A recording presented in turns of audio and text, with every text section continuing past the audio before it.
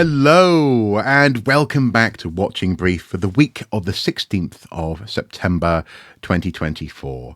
I am joined as ever by my co-host, Mr. Andy Brockman, and together our ongoing Watching Brief this week has really turned my head. I was quite surprised. Andy's been working very hard. No, that's not what I'm surprised about. I'm surprised. I was surprised. The fruits of his hard work, his labours, that the contents of an article that he's been working on and some of the quotes therein in a background conversation that we were having on this actually came to pass. I remember at one point saying, "Well, that's your headline. Surely this quote, one of the quotes anyway today. I don't know if he's used it as a headline, dear reader, but." We're talking about metal detecting, aren't we? And what I should say, just for anyone at home and everyone at home who you should be accustomed to this by now, but the caveat is not all metal detectorists are problematic. Many metal detectorists work very well with archaeological processes, and in fact, lots of archaeological digs require, as part of their research design, metal detectorists on site, for example, to examine the spoil heap to make sure nothing's been missed. So it's not the act of metal detecting that we're commenting on here, but rather, I suppose, a cultural phenomenon, I guess we could say, Andy.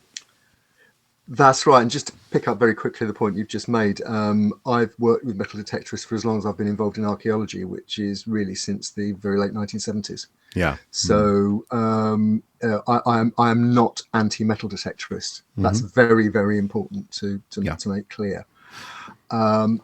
But what this piece is about, and it started off as one thing and has turned into something rather different, is about a cultural phenomenon in metal detecting in Britain, and particularly in England and Wales, actually. And that is the metal detecting rally. Now, traditionally in, say, England and Wales, the laws are slightly different in Scotland and Northern Ireland. And if you go to Europe, the laws are very different in that metal detecting is basically illegal. In very many European countries, or there are more legal restrictions than there are in the UK.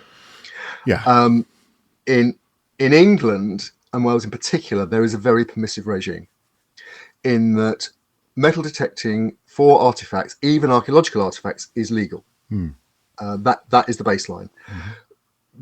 Such restrictions as there are relate to primarily the protection of scheduled ancient monuments, where it is illegal, and in fact it's a heritage crime to be caught metal detecting without permission. For example, as part of a recognised academic archaeological excavation. Or material that comes up that it qualifies as treasure under the Treasure Act 1996, as amended in recent years, which basically it's basically material made of precious metals. More than, I think it is, 5 coins made of precious metal found together. And more recently, artifacts that are regarded as locally or nationally significant, regardless of the material they're made of, can also be declared treasure. And that was to pick up anomalies like the famous case of the Crosby Garrett Roman helmet, which didn't contain any precious metal and therefore was sold privately for a very large amount of money and has ended up in a private collection. The idea was that was not acceptable. It was important national heritage that effectively had been privatized. That wasn't how the system was supposed to work, and therefore the Treasure Act has been amended. Yeah, and I suppose one thing I would say is that we covered the changes to the Treasure Act on Watching Brief on a previous episode. I'll link to that below. But also all of this has an ancient root in treasure trove. We're not going to go into that today, but this is one of the reasons why the focus on precious metal content carried through, I think, and this is why something as seemingly obvious as the Roman helmet. Crosby Garrett. That's it. Yeah, and they said Cosby. Roman helmet could slip through the net is because of the ancient focus on gold, silver, platinum, that kind of thing. Yeah. So basically, metal detecting is a legal practice. Traditionally, has been practiced in the UK for the last 40 or so years, since metal detecting technology became broadly available. And it's derived from things like military mine detectors. The first metal detectorists used adapted surplus military kit. Okay. And it's become technologically more advanced over the years until it's now a very big business. But traditionally, it's been carried out by individuals or small local clubs of sort of friends, people from the local area getting together, talking to local landowners. And it has to be the landowner, not the farmer. The farmer might not be the landowner. The farmer might only be a tenant and can't actually give permission. So the landowner has to give permission. But if you get permission from the landowner, and metal detector in jargon, an area where you're allowed to metal detect, the landowner says you can metal detect, is called a permission traditionally. Then if you've got a permission, it would be, as I say, it would be worked over, possibly even over many years, by, say, individuals, local people. Yeah, and also local. If people, for example, in the Detectorists TV show, they depict a club which is Yes. Collectively the owner of certain permissions, That's right. and they're jealously guarded as well. So I've had permission on that land for years now, that kind of thing. Yeah. Yeah, Absolutely. And it was seen as very bad form to try and poach somebody else's permission. yeah, precisely. Yeah. Yes, I mean, and in fact, Mackenzie Crook did his research on detectorists and the culture that it depicts. It's not a drama documentary, but there are lots of elements within that show, that wonderful, bucolic fantasy of middle-aged blokes out in fields listening for bleeps. But there's a lot that comes directly from current metal detecting, and one of the frictions that came out in metal that was depicted in Detectorists is the modern phenomenon of groups, companies,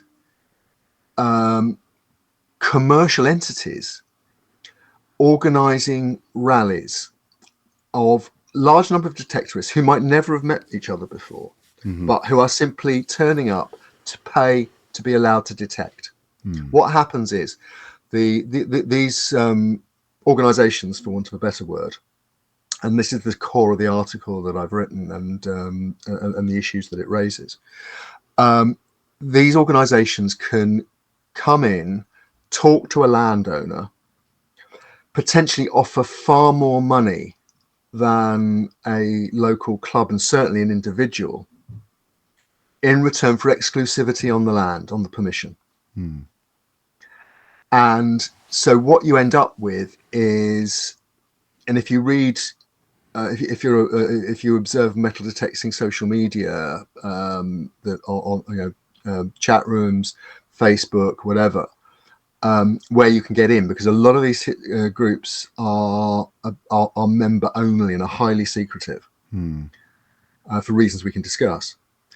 But the situation is that, according to complaints by more traditional metal detectorists, the hobby is actually changing.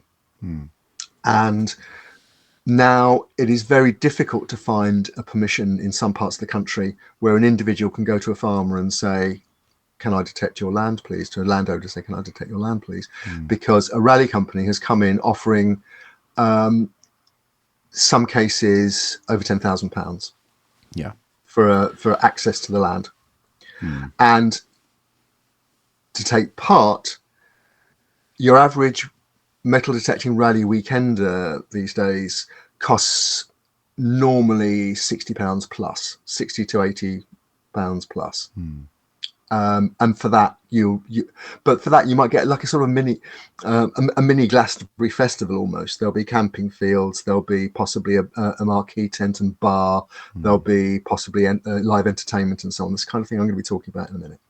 So that's the background to what to what I've written about here, because, as I say, it's a very live issue in the metal detecting world, but it's also a very live issue in archaeology, because whereas when the PAS, the Possible Antiquities Scheme, was set up, operated through the British Museum, set up in the late 1990s, metal detecting still had quite a close relationship with archaeologists and the PAS's finds liaison officers. These are the regional archaeological experts who have a regional remit to record finds handed in by the public which aren't found as part of an archaeological dig. Mm-hmm. A formal archaeological dig. It's the things that are found casually. If you're out walking with a dog and find a Roman coin, you can report it to the PAS.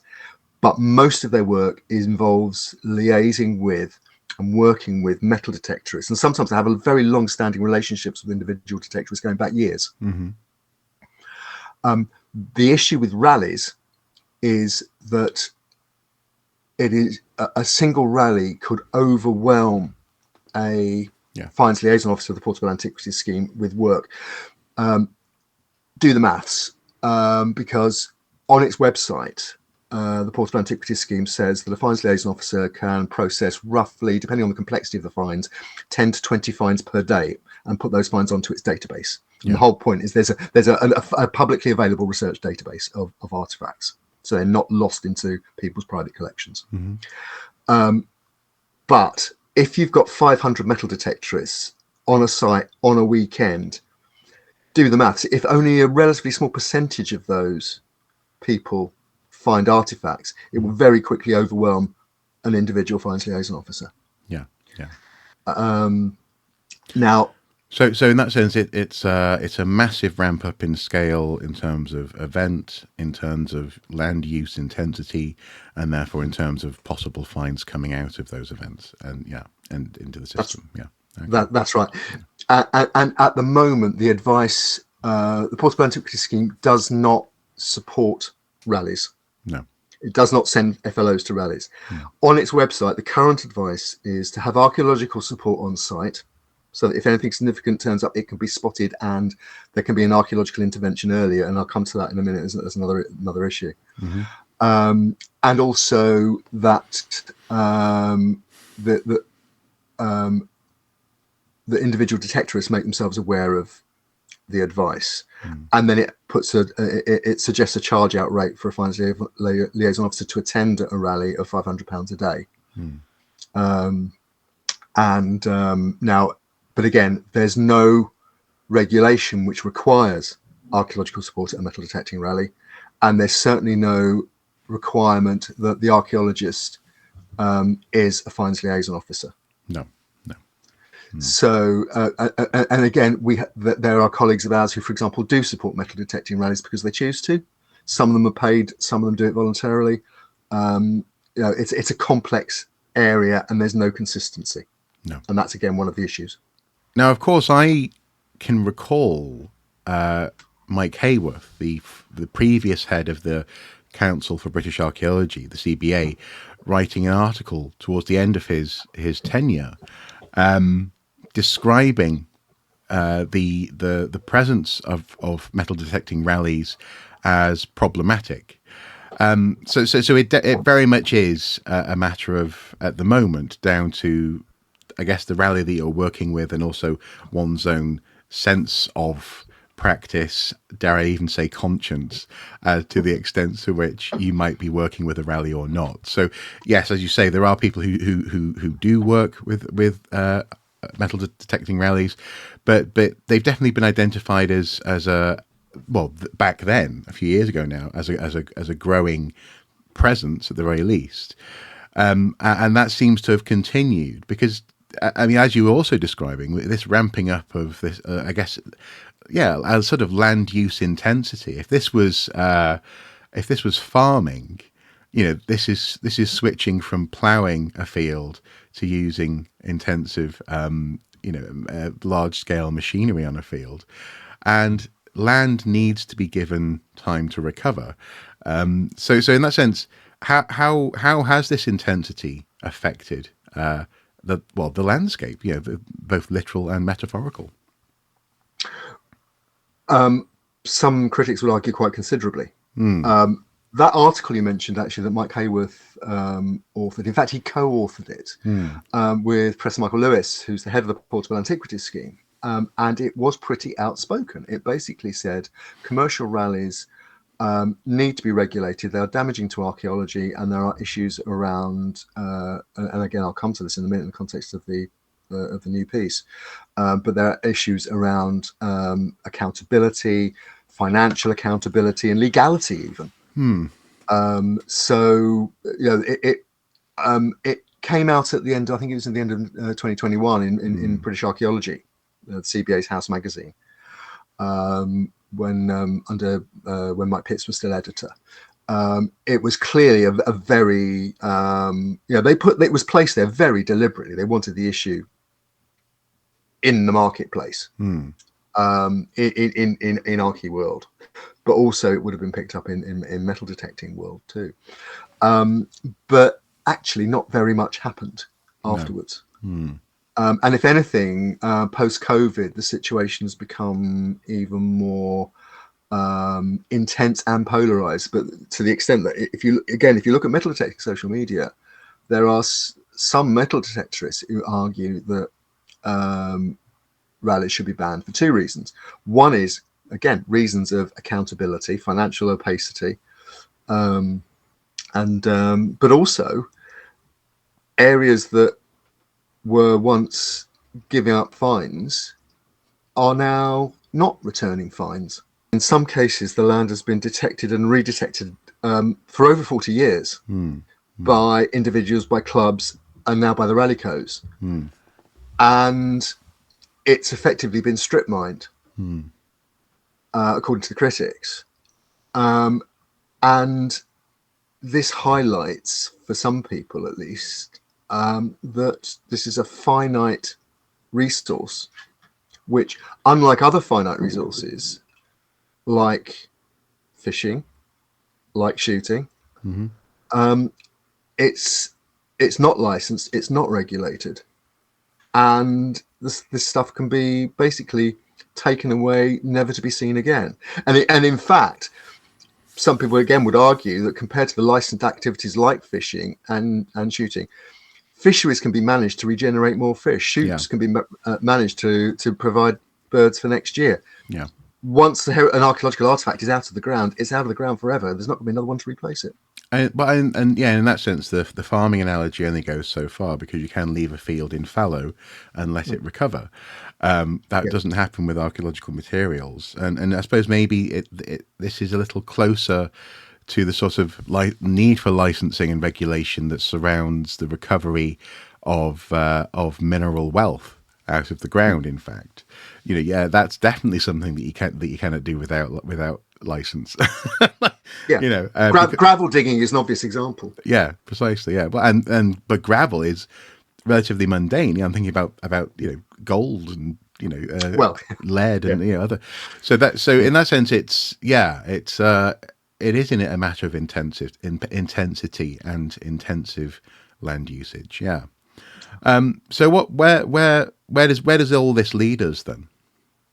Right. Well, one of the issues that has dogged anyone trying to look at rallies and the impact of rallies is, as I mentioned earlier, the secrecy. Virtually all rally organisers of pay-to-dig rallies have no commercial identity, have no company identity through Companies House. They don't publish accounts. There was a spattering of metal detecting companies formed during the COVID shutdown because they thought they could still claim a business exemption to rallies. And then the moment the COVID restrictions were lifted, the companies were all dissolved. So you've got basically a lack of accountability, both as an entity but also as a financial entity. And you've got no idea who's taking part. You've got the organisers have no obligation to even discuss it with the local archaeology officers at the local planning authority, for instance, or the Portable Antiquities Scheme. Some do. Some act responsibly, others don't. And we can discuss those reasons. So basically, it's very difficult to get information out of rally codes. You have to go on to private groups, either information gets passed on, or it is alleged, for example, some people might have burner accounts that enable them to get onto things without being identified as what they're actually doing. So archaeologists will, sit and monitor, When you say get onto things, you mean social media groups? Social media, yeah. And in fact, the main vehicle for this is Facebook. Okay. Private Facebook groups are the leading way a lot of rallies are organised.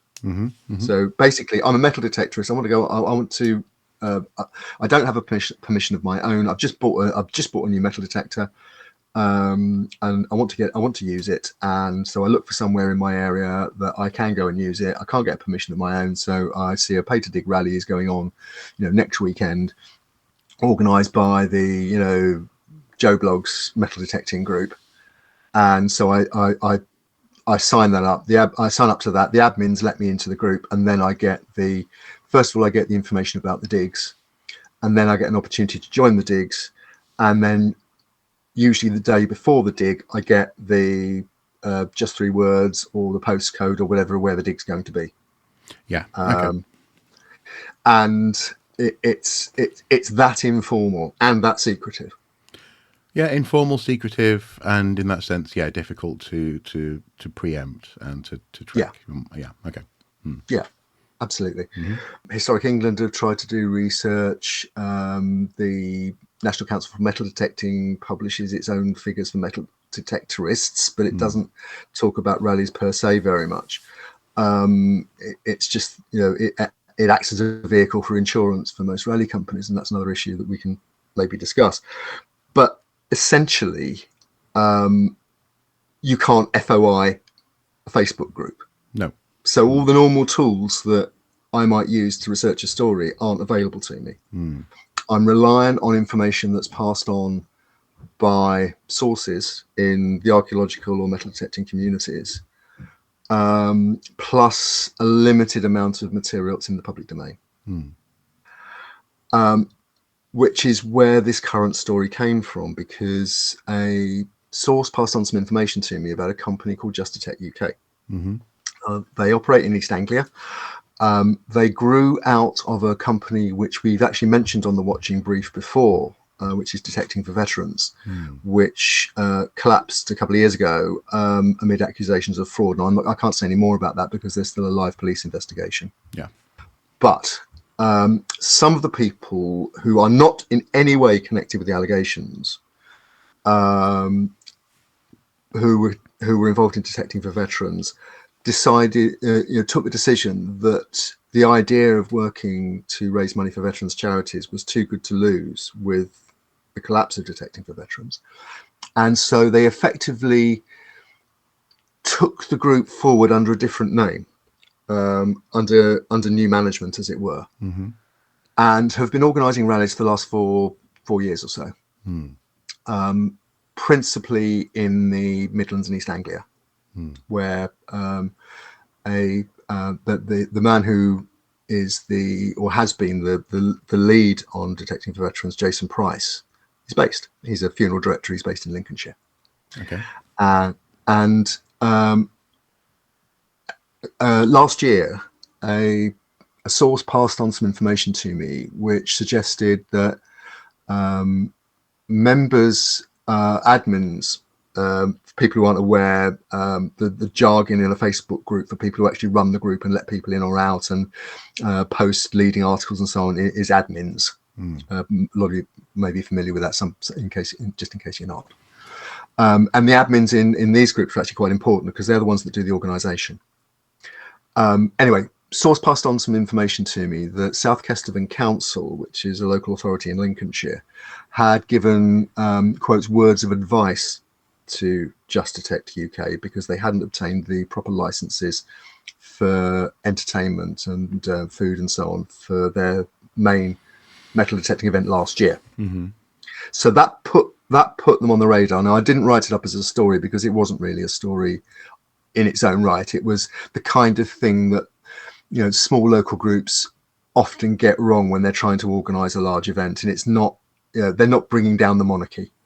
No, exactly. Yeah, It shouldn't happen. They should have done their research better, but it doesn't show, like you know, the church summer fairs might do the same thing by accident as well. Yeah, yeah. Exactly. It doesn't show any kind of bad intent whatsoever. No. It's you know, it's an admin screw up. Mm-hmm, mm-hmm. So, but anyway, that and the connection with detecting for veterans, it's one of those things you just sort of bookmark. Yeah. And then earlier on this year, there was another controversy involving Just Detect UK, which began on other Facebook groups, which again was passed on to me by sources in the community, which this year, Just Detect UK have been promoting their autumn rally, and it happened, well, just last weekend as we're recording, at a farm in Lincolnshire. Back in the early part of the year, there was a, quote, recce on the farm, which turned up some fines. And it was controversial because some people from outside of the group were accusing the group admins of basically getting this permission and then having a jolly and getting first dibs on the site before the paying detectorists turned up in the autumn. Yeah. Now, again, that story really sort of ran into the sand because, first of all, most rally groups do what they call recce's, and it involves basically checking a site for green waste, contamination. You know, if you've got a field that's full of green waste and old tractor parts, your paying detectorists are going to get very cross very quickly. Yeah, yeah. Because there's barbed wire under the soil or something. Yeah, yeah. Exactly that. You know, bits of plowshares that have been thrown by a plow, that kind of thing. Yeah. So it's a very common practice to have a recce. It can be controversial because if they suddenly post lots of stuff turning up, and I'm not talking about Just Detect, I'm talking about anybody, but if they suddenly post lots of stuff turning up, it can look as though, like I said, they're having first dibs before at the goodies before the people paying their 60, 70, 80 quid turn up. Yeah. At the same time, in this case, people were saying, well, actually, it's perfectly legit, and JD UK, Just Detect UK, and Jason organise good rallies. There's always plenty of land per detectorist, and this is perfectly reasonable. So controversial, nothing much to go with, though. Again, it was a bit of a non-story. So what brought it to a head, though, and what resulted in the current piece was a series of increasingly serious and sometimes lurid accusations that then started to emerge on metal detecting social media about Just Detect UK and Mr. Price in the last couple of months, in the run up to their September rally last weekend. And the accusations included sacking admins who asked questions, and particularly asked to see accounts. Right. There were insinuations about money being diverted from the charitable causes, which Just Detect UK states it's set up to support, which basically primarily serve as charities. And the fact that there were no published accounts showing what had gone where to who, when. Yeah. There were also allegations of a personal nature which were very hurtful, were denied immediately, and were made the subject of legal threats if they were repeated. Okay. So there was something pretty nasty and potentially serious going on if these reports were to be believed. But obviously, and of course, the moment someone, the personal accusations and this kind of thing, more often than not, should be investigated. Obviously, depending on the nature of what they are. I'm not going to go into the nature of them here. depending on the nature, either should be subject to internal investigation and review, or should be reported to the police if they are serious enough. Exactly. But things like accounts, there absolutely is a sort of if not public interest in the strictest sense, certainly there's going to be an interest in terms of service users. So people who are turning up and effectively feeding those accounts, paying money for their day or weekend of metal detecting. Thinking that money is going directly to a charity, in this case, a service charity. Yeah, and it often is service charities as well. It often is in support of veterans, this kind of thing. You can see why that was raising eyebrows and why it came to your attention. Yeah. That's right. And because this information was being put in the public domain and names were being put into the public domain, I decided there was enough here to actually, if not greenlight a story, investigate, take a step further and see if there was actually a story here. Because again, I'm not making any allegations about Just Detect UK here, but that similar allegations have been made about other rally codes. That they use the simplest of structures, like an anonymous Facebook group or a private Facebook group, to organise events that can turn over tens of thousands of pounds in a weekend, with no accountability whatsoever. Was that a pun? No account. Yeah. No, but actually, that is an interesting question as well, isn't it? Because if I was turning over tens of thousands of pounds as a sole trader, which I am, I don't earn enough to be above the income, the VAT tax threshold. If I was suddenly earning that much, then that would be subject to, income tax. It would be a thing that the government, the taxman would want to know about. And obviously, I'd have to report, and I do self-report my incomes and outgoings for tax purposes. But me too. But you too. But does and can a Facebook group in that sense? This is the point. That these groups have no existence outside of Facebook. And certainly, as far as the authorities are concerned, they might as well not exist unless they're reported for some kind of alleged malpractice. So, it's an area which has become increasingly controversial, and particularly as this area of metal detecting practice has grown, the numbers involved have grown, the amount of money being turned over has certainly grown. Just in the time I've been looking at it, rally weekenders increased in price from sort of 40-50 quid to 70-80 quid, and more. Some of them are even offering sort of camping glamping. Which in other circumstances would come with things like ground licensing, planning permission, all the rest, and so on and so forth. Yeah, absolutely.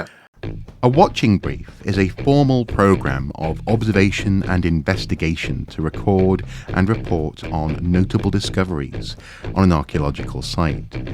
As part of our ongoing watching brief, Andy and I work hard to bring you the best, the worst, and sometimes the more quirky happenings from the world of archaeology. We aim to provide a space where voices can be heard, opinions shared, and sometimes truth spoken to power. If you believe in the work we do, please consider supporting us on Patreon for as little as $1 per month. Thank you.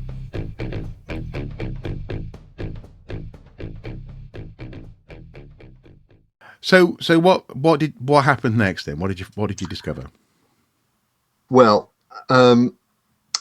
I reached out to Jason Price, the organizer. I did so via Facebook Messenger, appropriately, and I said, "Look, these allegations have been put out there. Due diligence. What's your response?" And I listed various questions, and Jason texted me back almost straight away saying, "Can we talk?" So of course, I said yes. And in the course of a long telephone conversation last week and then subsequent text conversations, we explored the various issues. And he had some very interesting things to say about metal detecting rallies in particular. Now, it's not, and the article I've written is not a piece knocking Just Detect UK, and it's certainly not a piece knocking Jason Price. What it is, what it's grown into, is a whole series of conversations for both, and questions for both archaeologists, but also metal detectorists. Because I'll just give you a flavour of the kind of things that we talked about. Obviously, I addressed the issues of accountability and so on. And the first thing I asked him was, look, when you set up Just Detect UK, you said it was going to have a corporate structure. You said it would have named directors. You said it would publish accounts. You'd learn from the mistakes of the companies that have gone before, and particularly, the collapse of Detecting for Veterans. And he admitted, yes, that those undertakings had been made, but no, that's not what had happened. It had remained a private Facebook group. And he be able to explain why. He just sort of explained how it had morphed out of Detecting for Veterans, and that it was what it was. Well, not to labour the point, but that doesn't cut mustard when you've got a massive turnover like that. Surely, again, not specifically bashing a particular group or person, but that's interesting. So what are we going to say next? Go on. Well, we sort of explored those issues, and I said, look, do you get that lack of accountability, the fact that you operate through a private Facebook group, it makes people suspicious. There may be nothing to see here. You may donate all this money to charity, and he quoted figures of money that they donated to charity in the past, and quite big figures that would have made a real difference to the often sort of small service charities that Just Detect UK chooses to support. Their argument is that they support smaller charities where they can make a real difference, rather than just throw lots of money into a big pot like Help for Heroes. So, not that that's not a good cause. It's just that in terms of how you choose what you do in this area, and how to support the causes you choose to support. I thought that Jason would argue with me on that. But he basically said he agreed. And I said, well, look, do you think it's sustainable to continue organising in this way? And he said no. So can we just be clear about that then? Sorry, what did he think, and what were you referring to as not being sustainable? Organising events which turn over tens of thousands of pounds via a private Facebook group which never publish accounts. Okay. So are we hinting that it's not sustainable in terms of good business practice, legality, or just customers having patience with you?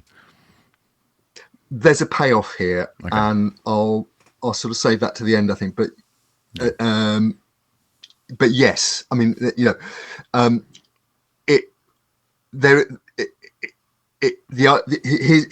stance was certainly that this isn't a sustainable way of carrying on. Okay. Yeah. Now he also said that as of this year's event, he'd stepped back from direct financial control of the event and he'd hand it over to other people.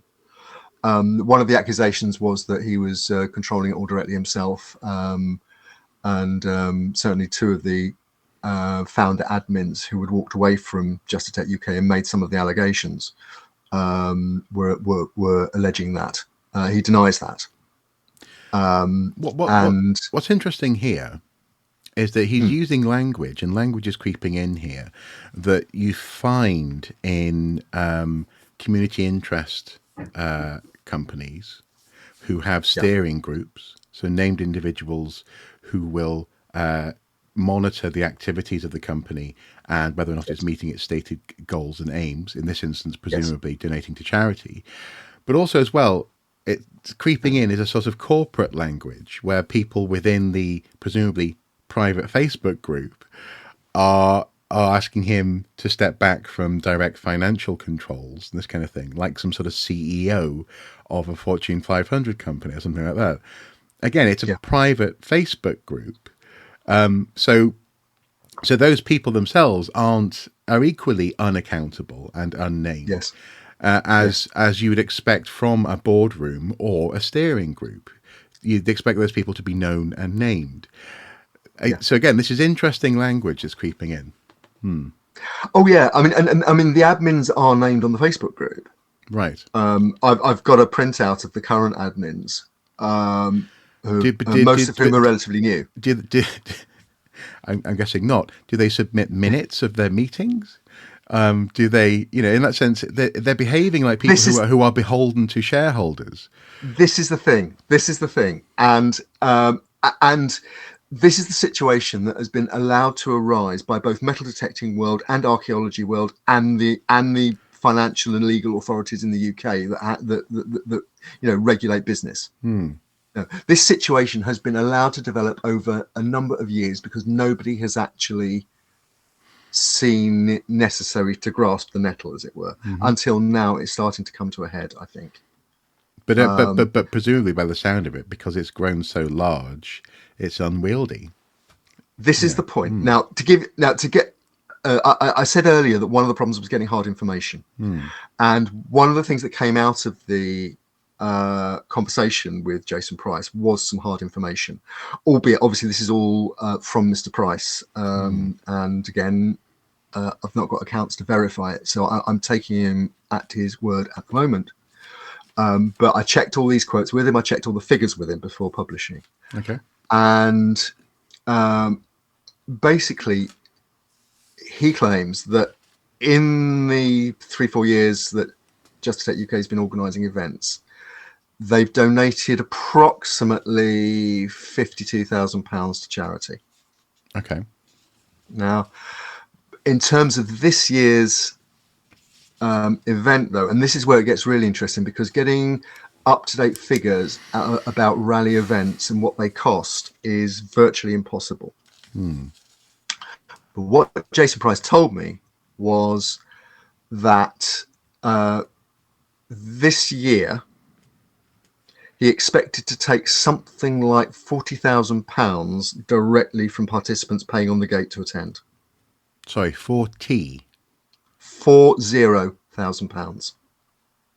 And he works. This isn't his job. No, he's a funeral director. He's a funeral director. Yeah. Okay. Wow. And he's very proud of being. He told me he was very proud of the service that he can provide to people at the worst time of their life. Oh yeah. Yeah. Well, that is wonderful. Yeah. Yeah, yeah. As on top of that £40,000 gate money, he estimated there'd be about another £10,000 raised from the sale of raffle tickets. We're talking about an event that could have up to 500 detectorists. Okay. This is an aside. This isn't the focus of your writing, I know, but are there potentially rules there surrounding running of lotteries, etc.? You're right. It's not a core part of No. the current piece, although it might be ongoing, because raffle tickets and raffles and other gambling associated with metal detecting is a sub-industry all of its own, and it's one I'm also looking at. Okay. But what's also interesting about this, so we're talking about approximately £50,000 coming through the gate. Yeah. Or coming into the company over the course of a 3-day event. Yeah. Now, sorry, into the Facebook group, not the company, into the Facebook group. You are right to correct me. Into the entity which is Just Detect UK. Yeah. Okay. Yeah. Yep. Now, and this is where it starts to get interesting, because he also gave me figures on the overheads, which we almost never get. And so, of that 50 grand, about 3 grand goes to raffle prizes. Loos, fire extinguishers, marquees, staging and hiring bands and so on. That's about another 6,000. And the landowner gets 11,000. Wow. Wow. Okay. Yeah.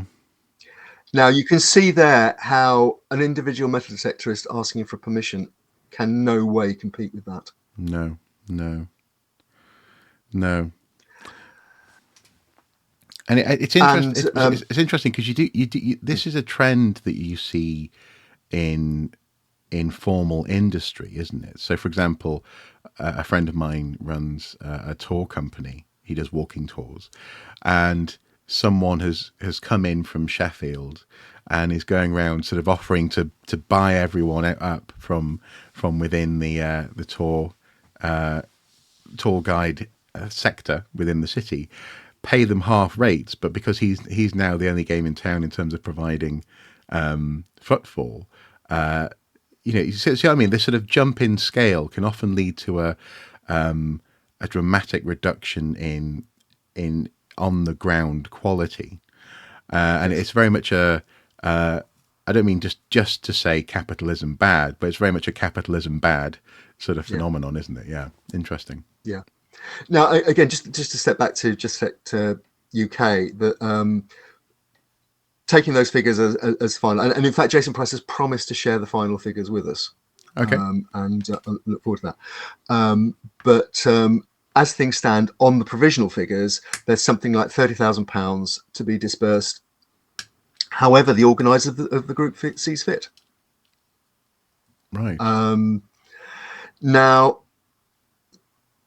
I'll leave those there for people to make their own minds up about. Really. So one more question. I know that you touched on that there were comments made about how the group would be run when the previous iteration shut down or fell into legal trouble. Are there formal wages? Like, are people effectively being paid for their time out of that money as well? You say there's £30,000 to be dispersed as the group sees fit, but is anyone, effectively on salary, I guess? That nobody's on salary. No. At least the undertaking when Just Detect UK was set up was that nobody would be on salary. It was commented that the organisers would take expenses to cover their costs in actually genuinely what is quite a considerable amount of work, but of course there's no oversight of that. No. And certainly Mr. Price didn't go into that when we were talking. But just to move it on and just to move this to a conclusion and maybe leave some questions with our audience. I went back to the issue of the accusations and what Mr. Price felt about those. He denied that he'd sacked any of the admins, and in fact the two founder admins who had walked and made accusations, a man called Steve Murphy and another man called Paul Eddie Edwards, he claimed that actually they both left of their own accord. Okay. Now, I reached out to both of them. I've not received any response as yet. Right. He also said that he'd offered other members of Just Detect UK the opportunity to take on the organisation of the group, but nobody wanted to do it. He said the current admin team are fantastic, but they're not charity specialists, and none of us need these accusations every single time. And then I said, what do you put down then? Why do you think people are making these accusations? And I think the comment he made then, in terms of what it says about the hobby of metal detecting and perceptions of people within the hobby of metal detecting, are really interesting. And I'm quoting here. I asked Jason Price what he felt about the what caused the allegations, and he replied, quote, jealousy. And then he extended that comment by saying, quote, it's a vicious, vicious world. In any part of the hobby, there are the most ferocious people. Now, obviously, he's speaking from a very particular point of view. He also told me that the whole thing had caused him a lot of stress. It was affecting his mental health, which is understandable given the nature of some of the allegations that were being made. But this is somebody from within metal detecting talking about other people within metal detecting. Cynics might say, well, actually, it's just like archaeology. It's backbiting and feuding. But this is obviously, it's serious stuff. Mustn't make too light of it. And it's serious stuff that we need to balance and needs to be balanced with a serious structure of support for people involved in it, but also of accountability, presumably. I mean, it reminds me of Amdram.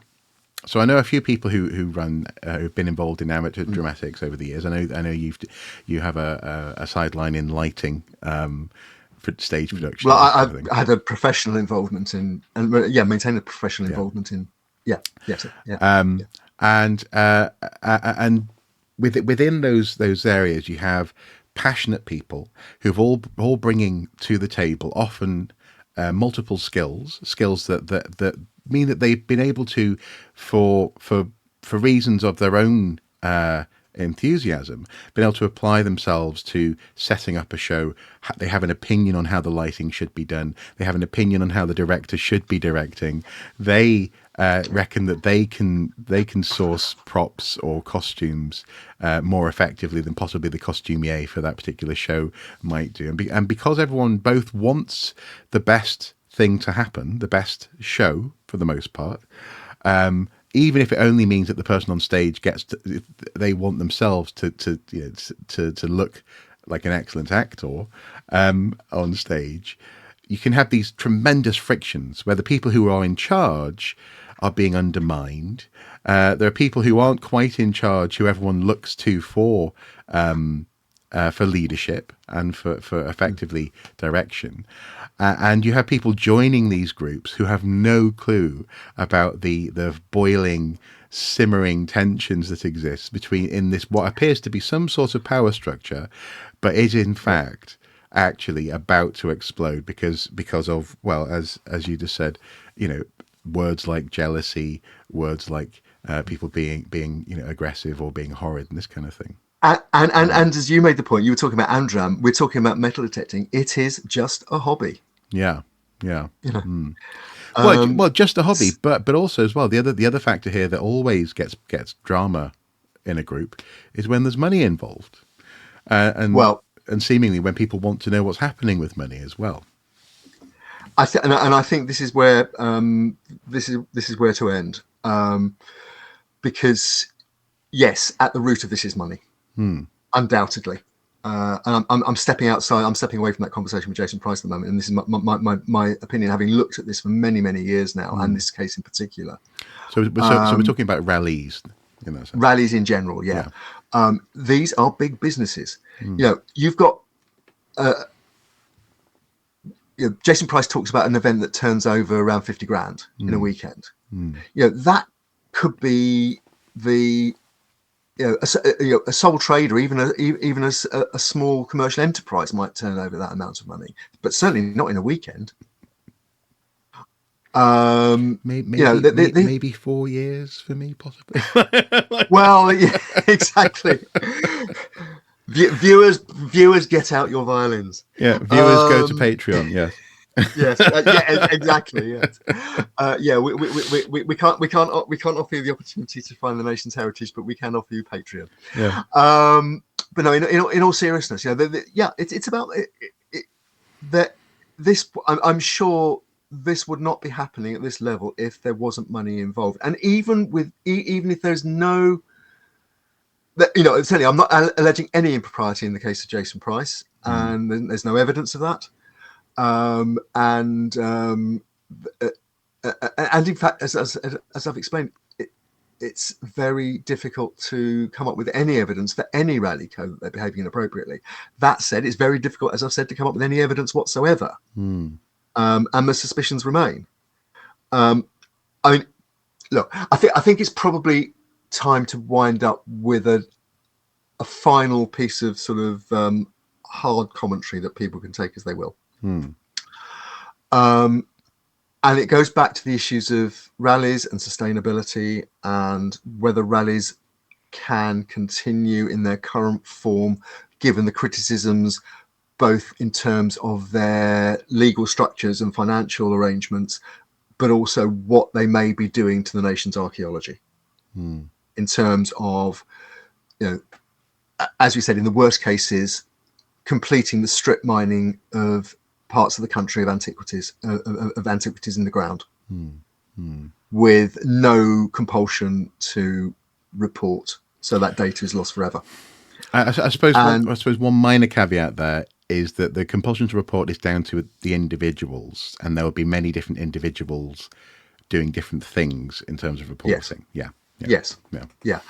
But one argument, for example, is, I'll just throw this out there very quickly, is that TV series like Detectorists and the publicity given to large treasure awards has led to an influx of people coming into the hobby thinking it's a surer bet than betting on the horses. And have no background in metal detecting whatsoever, don't understand the relationship between metal detectorists and the portable antiquities scheme, that there's no training, like we talked about earlier. You had to go do your online course as a drone pilot. There's no equivalent for a metal detectorist. No. Well, and in fact, every year I have to sort of effectively repass the test. Yes. Exactly. And as I say, even people within metal detecting think that the situation isn't sustainable, and Jason Price certainly thinks the situation isn't sustainable, because in conclusion, what he told me was, and I'm quoting again, "I can see regulation coming where rallies have to be within clubs and a fines liaison officer on site and archaeological attendants as well. So much is lost to irresponsible digging," and he stressed that they try to be responsible. Then he added, "It's interesting that he's saying that." Oh yeah, because often the word you get, from the community, often the word you get is there's only a few bad apples, a few bad actors. He's saying so much is lost too. Absolutely, and that won't go down well with the National Council for Metal Detecting either, because they are adamantly against regulation of any kind. Beyond what we've already got. And in fact, they have a fighting fund to fight treasure cases where they argue that the Treasure Valuation Committee and the Portable Antiquity Scheme will be overextending their remit to try and make more things classified as treasure than subject to the Treasure Act than already are.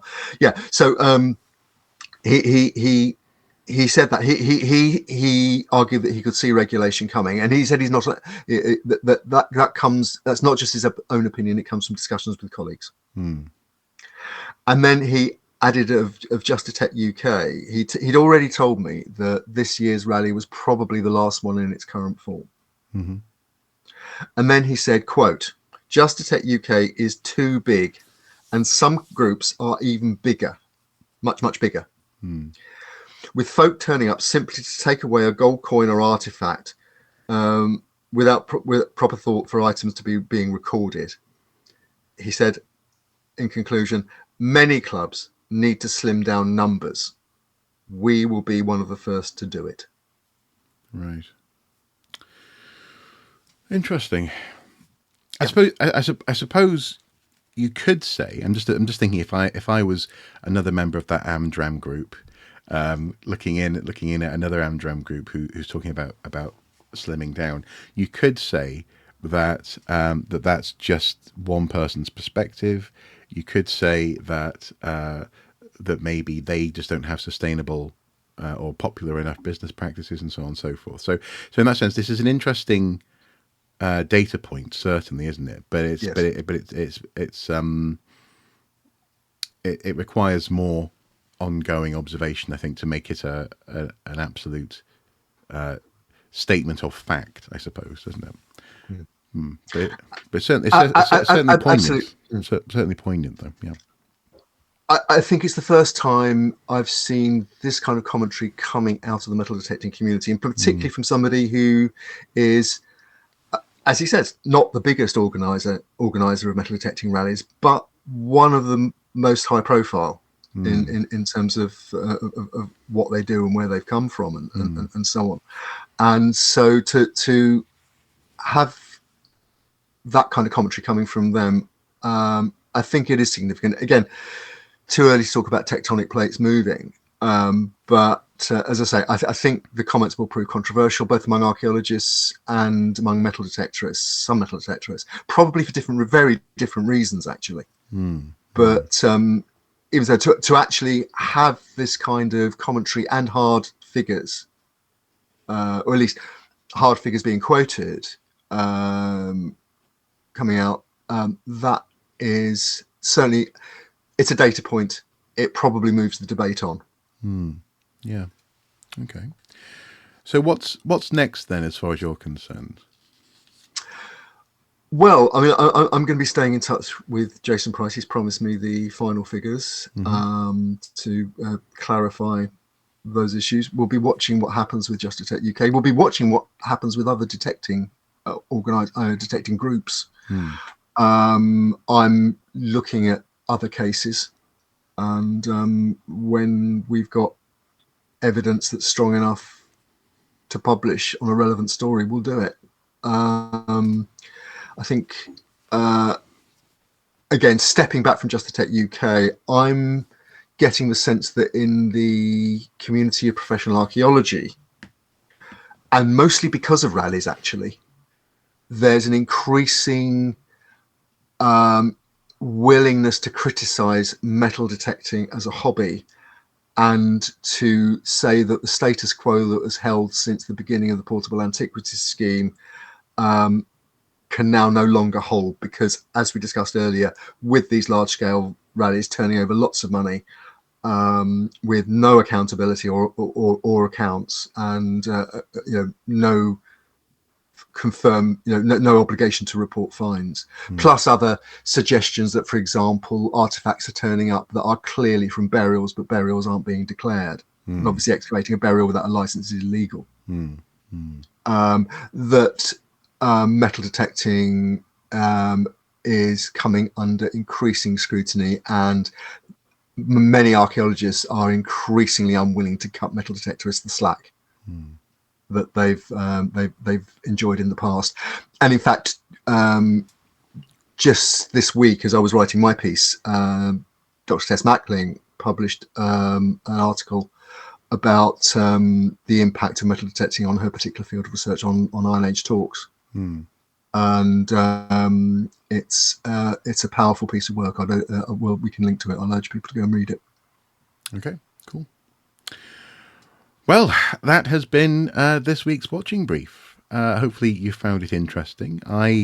As I say, I was quite astounded by some of the content and certainly some of the quotes that came forward from this bit of work. And it's hard not to be like, well, that's the way. That's the sort of the way that we've always suspected it is within the groups. It is difficult not to, but I think one of the easiest ways to counter that, if that needs countering as a characterization of how metal detecting private Facebook groups work, is to be more open, and to have things like public accounts, or to have a